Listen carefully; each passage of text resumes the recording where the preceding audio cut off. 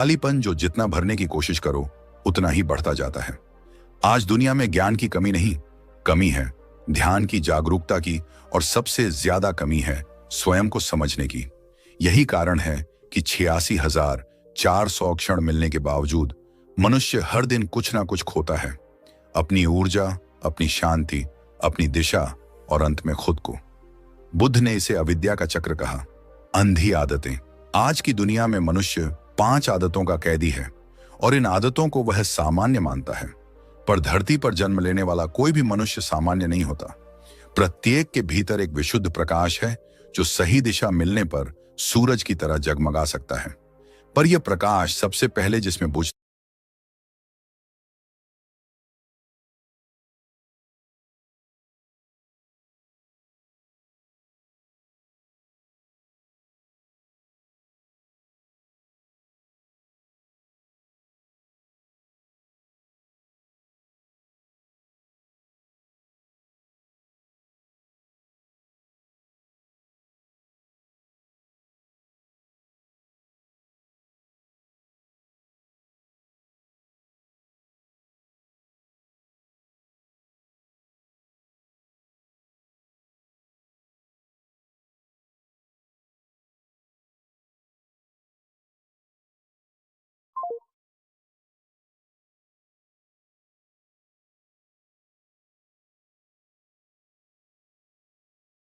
जब मनुष्य स्वयं को भूल जाता है।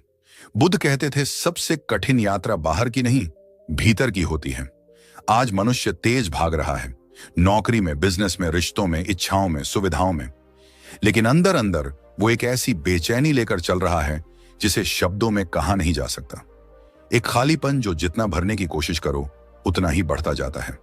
आज दुनिया में ज्ञान की कमी नहीं, कमी है ध्यान की, जागरूकता की, और सबसे ज्यादा कमी है स्वयं को समझने की। यही कारण है कि 86,400 क्षण मिलने के बावजूद मनुष्य हर दिन कुछ ना कुछ खोता है, अपनी ऊर्जा, अपनी शांति, अपनी दिशा और अंत में खुद को। बुद्ध ने इसे अविद्या का चक्र कहा, अंधी आदतें। आज की दुनिया में मनुष्य 5 आदतों का कैदी है और इन आदतों को वह सामान्य मानता है। पर धरती पर जन्म लेने वाला कोई भी मनुष्य सामान्य नहीं होता। प्रत्येक के भीतर एक विशुद्ध प्रकाश है जो सही दिशा मिलने पर सूरज की तरह जगमगा सकता है। पर यह प्रकाश सबसे पहले जिसमें बुझता है वो है सुबह देर तक सोना। यह सिर्फ समय का नुकसान नहीं, यह चेतना का पतन है। सुबह देर तक सोने का भ्रम।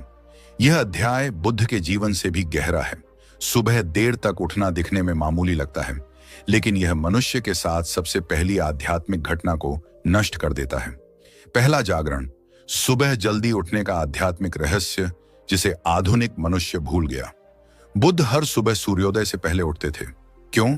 क्योंकि उस समय दुनिया का कंपन, वाइब्रेशन सबसे शुद्ध होता है। आकाश और पृथ्वी एक शांत संतुलन में होते हैं। वो समय मनुष्य की चेतना को सबसे तेजी से बदल सकता है। पश्चिम के वैज्ञानिक इसे कहते हैं अल्फा स्टेट, यानी वह अवस्था जहां दिमाग सबसे शांत, सबसे रचनात्मक और सबसे स्वीकृति योग्य होता है। बुद्ध इसे कहते थे निर्मल क्षण। अगर इस क्षण को खो दिया तो मन चाहे कितना भी शक्तिशाली हो, दिन भर बिखरा हुआ रहता है। सुबह देर तक सोना सिर्फ शरीर का आराम नहीं, मन का पतन है। लोग कहते हैं क्या फर्क पड़ता है, सिर्फ 2 घंटे ही तो देर हो जाती है। पर आध्यात्मिक दृष्टि से यह 2 घंटे मनुष्य की चेतना के लिए एक विशाल घाटा। इन 2 घंटों में प्रकृति सबसे ज्यादा शांत होती है, मानसिक ऊर्जा सबसे साफ होती है, आत्मा सबसे ज्यादा ग्रहणशील होती है, आंतरिक बुद्धि जागने लगती है, ब्रह्मांड की ध्वनियां प्राण शरीर को भरती हैं। जब आप इस समय सोते रहते हैं तो आप अपनी आत्मा को उस भोजन से वंचित कर रहे होते हैं जिसकी उसे सबसे अधिक आवश्यकता है। सुबह देर तक सोना 3 स्तरों पर नुकसान। शारीरिक नुकसान, धीमा मेटाबॉलिज्म, कमजोर पाचन, वजन बढ़ना, आलस्य, ऊर्जा की कमी। मानसिक नुकसान, ध्यान भटकना, चिड़चिड़ापन, बेचैनी, निर्णय लेने में असमर्थता, स्थिरता का अभाव। आध्यात्मिक नुकसान, अंतर्ज्ञान कमजोर, मन की स्पष्टता खो जाना, भीतर की आवाज सुनाई ना पड़ना, असंतोष की भावना, जीवन से दिशा खो जाना। बुद्ध ने कहा था दिन का पहला पहर मनुष्य की चित्तवृत्ति को दिशा देता है। अगर शुरुआत ही कमजोरी से हो तो पूरा दिन अपने आप कमजोरी में ढल जाता है। सुबह देर तक उठने वाली भिक्षुणी एक समय बुद्ध के पास एक युवा भिक्षुणी आई। वह साधना कर रही थी, लेकिन मन स्थिर नहीं था। थकान, आलस्य और बेचैनी उसे घेरे रहते थे। बुद्ध ने उससे पूछा, तुम सुबह किस समय उठती हो? भिक्षुणी बोली, भगवान, मैं सूर्योदय के बाद उठती हूं, थोड़ा आराम मिल जाता है। बुद्ध मुस्कुराए और बोले, आराम शरीर का भोजन है, पर सुबह की ऊर्जा आत्मा का भोजन है। तुम शरीर को खिला रही हो और आत्मा को भूखा रख रही हो। भूखी आत्मा बेचैन होती है। उसने उस दिन से सूर्योदय से पहले उठना शुरू किया। कुछ ही दिनों में उसकी साधना गहरी होने लगी।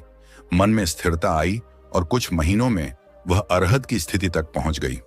इस कथा का सार, सुबह देर तक सोना आध्यात्मिक विकास का सबसे बड़ा अवरोध है। क्यों सुबह की ऊर्जा मनुष्यों में अलग असर करती है? हर मनुष्य में 3 स्तर के शरीर होते हैं। स्थूल शरीर फिजिकल, सूक्ष्म शरीर मानसिक, कारण शरीर आध्यात्मिक। रात में आप सोते हैं तो स्थूल शरीर आराम करता है, पर सूक्ष्म और कारण शरीर जागृत रहते हैं।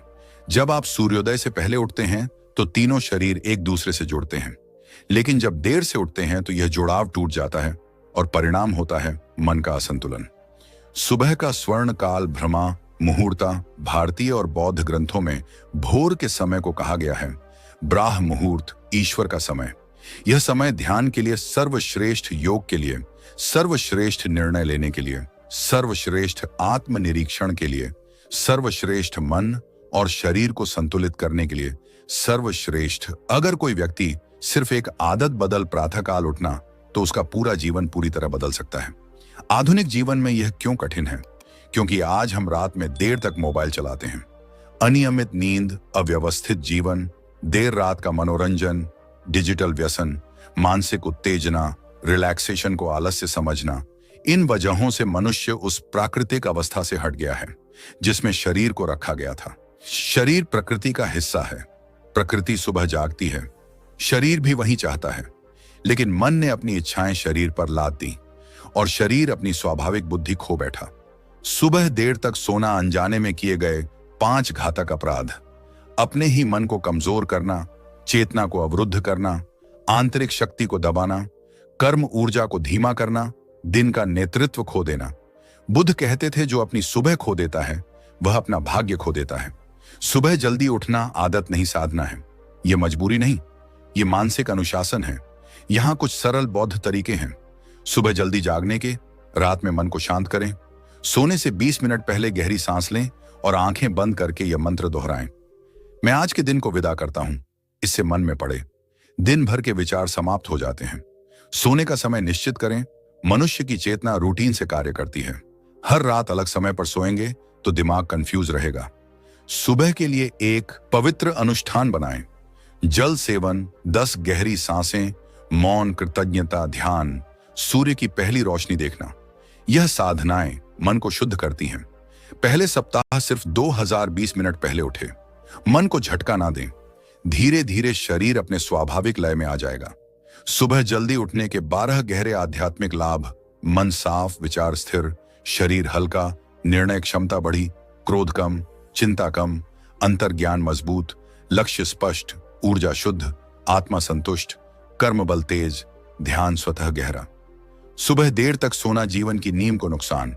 जो अपने दिन की शुरुआत मजबूती से करता है वह जीवन को भी मजबूती से चलाता है।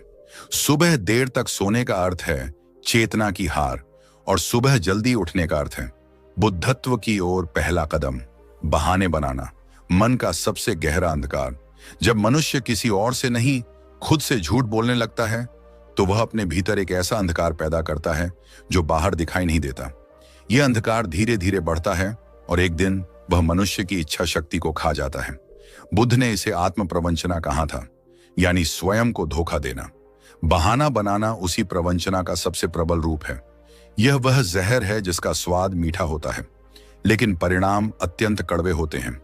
मनुष्य अपनी असफलताओं के लिए अक्सर परिस्थितियों, समय, लोगों, परिस्थितियों या किस्मत को दोष देता है, लेकिन सच ये है कि वह अपने ही बनाए हुए बहानों का बंदी बन चुका होता है। बहाने बनाना सिर्फ एक आदत नहीं है, यह मन की वह प्रक्रिया है जहां मनुष्य हर असुविधा, हर कठिनाई और हर जिम्मेदारी से भागने का रास्ता तैयार कर लेता है। आज हम इस भ्रम को उसकी जड़ से समझेंगे। बहानों का मनोवैज्ञानिक रहस्य। बहाना मनुष्य को दो क्षणों के लिए राहत देता है। पहला, जिम्मेदारी से बचने की राहत। दूसरा, असफलता के डर से बचने की राहत। लेकिन जिन दो क्षणों में राहत मिलती है, उनके बदले में उम्र भर चिंता, ग्लानि, पछतावा और आत्मसंदेह मिलता है। बहाना बनाना मानसिक कमजोरी का परिणाम नहीं, बल्कि एक प्रशिक्षण है जो मनुष्य खुद को देता है। हर बार जब कोई बहाना बनाया जाता है, दिमाग उस बहाने को एक समाधान के रूप में याद कर लेता है, और अगली बार कठिनाई सामने आती है तो दिमाग उसी रास्ते पर वापस चला जाता है। यह दिमाग का स्वभाव है। जो आसान है वह पहले चुनेगा। बुद्ध कहते थे, मनुष्य अपने मन को जितना सरल मार्ग दिखाता है, मन उतना ही निर्बल हो जाता है। बहाना वही सरल मार्ग है। बौद्ध ग्रंथों के अनुसार बहाना क्या है?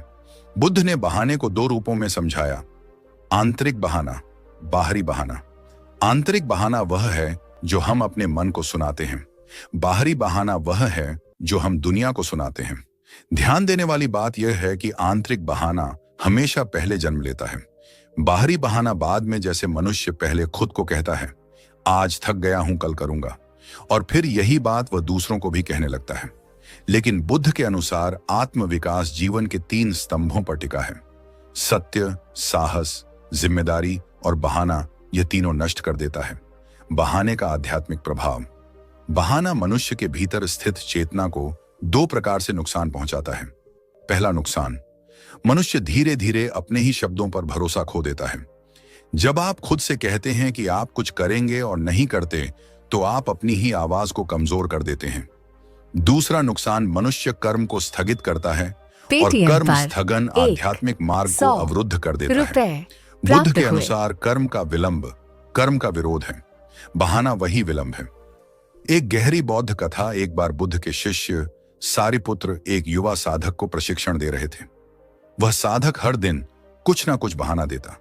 आज शरीर में दर्द है, आज मौसम ठीक नहीं है, आज मन शांत नहीं है, आज ध्यान में बेचैनी है, आज भोजन भारी था, आज रात ठीक से नींद नहीं आई। सारिपुत्र ने एक दिन उससे कहा, तुम्हारी समस्याएं वास्तविक नहीं हैं, वास्तविक तुम्हारा मन है जो उनसे भाग रहा है। अगले दिन उन्होंने उसे सुबह से शाम तक एक ही कार्य दिया। हर बार बहाना आने पर उसे लिखो। दिन भर में उसने 47 बहाने लिखे। सारिपुत्र ने वे सब पढ़कर कहा, तुम्हारा मन साधना से नहीं थका, बल्कि अपने बहानों को ढोते ढोते थक गया है। इस साधक ने उस दिन समझा, कठिनाई वास्तविक नहीं, उससे बचने की आदत वास्तविक है। बहाने और डर का संबंध। बहाना हमेशा डर से जन्म लेता है। डर कि मैं असफल हो जाऊंगा, डर कि मैं दूसरों से पीछे रह जाऊंगा, डर कि परिणाम मेरी उम्मीद के अनुसार नहीं होंगे।